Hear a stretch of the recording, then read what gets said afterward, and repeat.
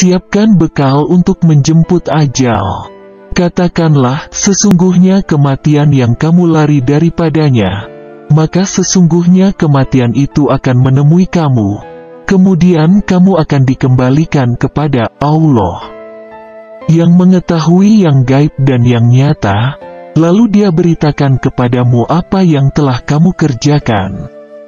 Quran Surat Al-Jumu'ah ayat 09. Manusia merupakan salah satu makhluk sosial yang diciptakan oleh Allah. Manusia diberikan hati dan naluri sebagai pangkal perbedaan dari makhluk-makhluk yang lainnya. Pada dasarnya semua ciptaan Allah itu akan binasa.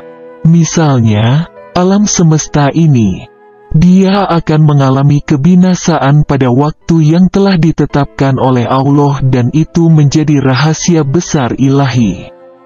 Sama halnya dengan kita. Kita sebagai makhluk yang diciptakan oleh Allah pada hakikat juga akan menemui masa perpisahan kita dengan alam dunia ini.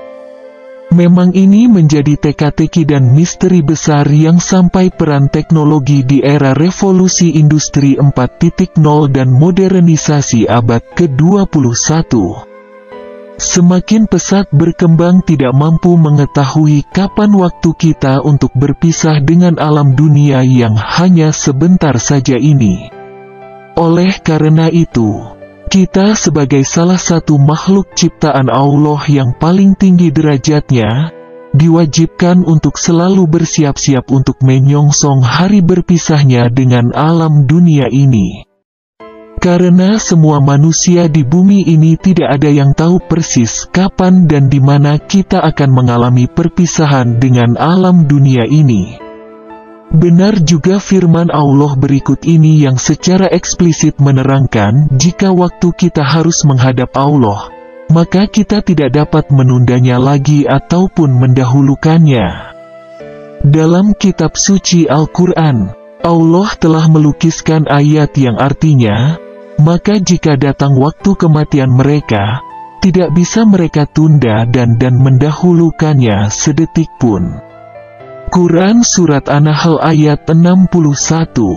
Setelah investigasi panjang, para ilmuwan menegaskan bahwa kematian adalah makhluk seperti halnya kehidupan, dan seakan kematian itu adalah dasar utamanya. Dan hal tersebut dapat ditemukan isyaratnya dalam ayat Al-Quran. Dialah Allah yang menciptakan kematian dan kehidupan, untuk menguji siapa di antara kalian yang terbaik amalnya. Quran Surat Al-Mulk ayat 02. Para ilmuwan mengatakan, bahwa masa tua adalah masa-masa untuk mengakhiri kehidupan manusia secara alami. Jika tidak, maka setiap upaya untuk memperpanjang hidup di atas batas-batas tertentu akan memberikan banyak penyebabnya. Misalnya terserang penyakit atau kecelakaan. Para ilmuwan mengatakan, setiap usaha untuk mencapai keabadian bertentangan dengan alam. Para ilmuwan telah menyimpulkan hasilnya, yaitu bahwa meskipun menghabiskan miliaran dolar untuk dapat berumur panjang sampai usia tua, tetap saja tidak akan membuahkan hasil dan manfaat. Inilah yang pernah diisyaratkan oleh Nabi Muhammad. Berobatlah wahai hamba-hamba Allah, karena Allah tidak pernah memberikan suatu penyakit kecuali Allah berikan penawarnya kecuali satu masa tua. Hadis riwayat Ahmad. Kondisi sebelum kematian menghampiri kita akan menghadapi yang namanya sakaratul maut. Secara etimologis kata sakaratul maut berasal dari bahasa Arab, yaitu sakarat dan maut. Sakarat dapat diartikan dengan mabuk, sedangkan maut berarti kematian. Dengan demikian, sakaratul maut berarti orang yang sedang dimabuk dengan masa-masa kematiannya. Sakaratul maut merupakan kondisi pasien yang sedang menghadapi kematian, yang memiliki berbagai hal dan harapan tertentu untuk meninggal. Kematian merupakan kondisi terhentinya pernapasan, nadi, dan tekanan darah, serta hilangnya respons terhadap stimulus eksternal, ditandai dengan terhentinya aktivitas otak, atau terhentinya fungsi jantung dan paru secara menetap.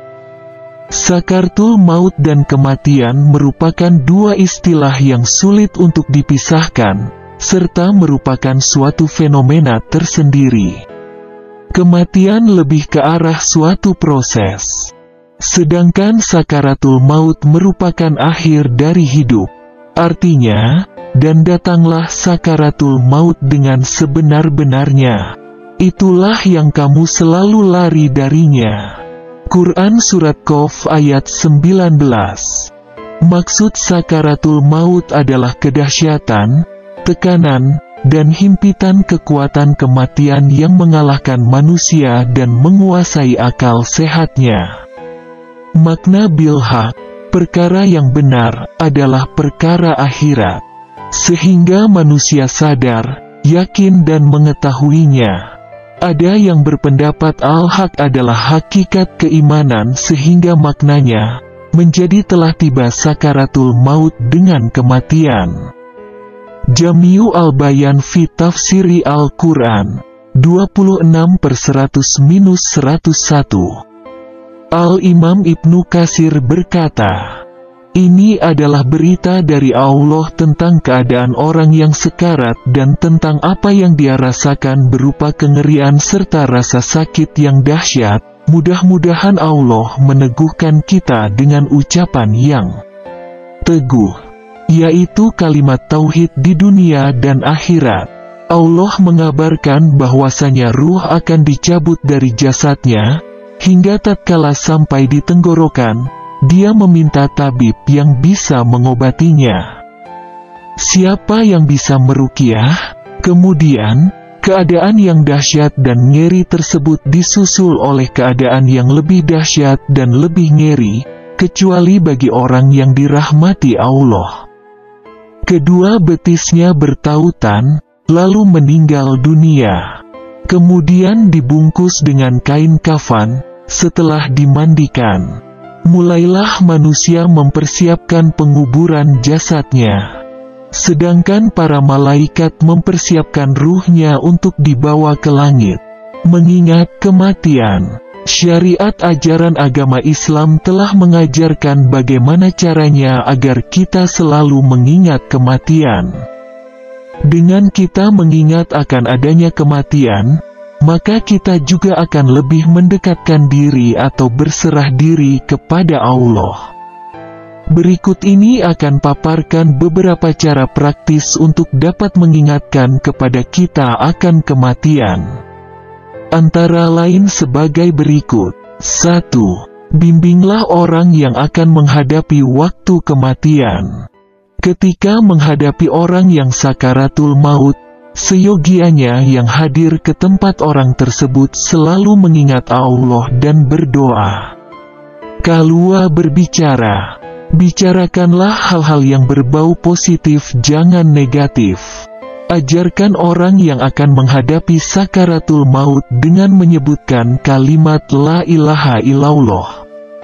Karena dalam hadits dikatakan, barang siapa yang akhir perkataannya adalah kalimat la ilaha illallah, maka dia akan masuk surga.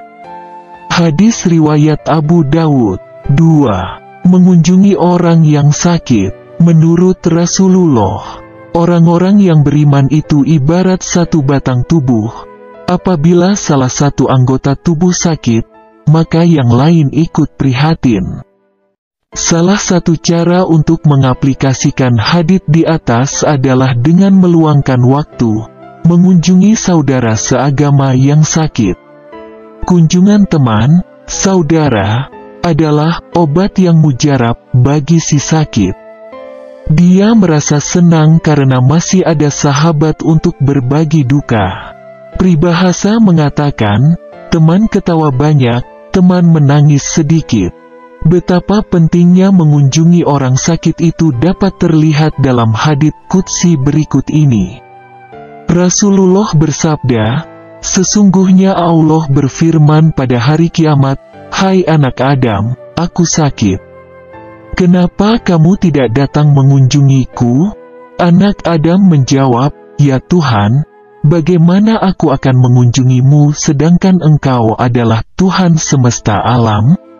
Allah berfirman, "Tidaklah kamu tahu bahwa si fulan hambaku sakit, kenapa kamu tidak mengunjunginya?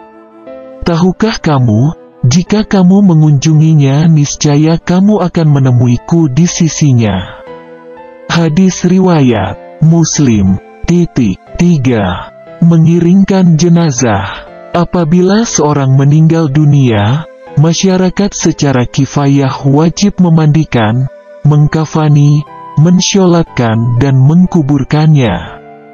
Rasulullah sangat menganjurkan kepada masyarakat untuk dapat mensyolatkan dan mengantarkan jenazah ke kuburan bersama-sama.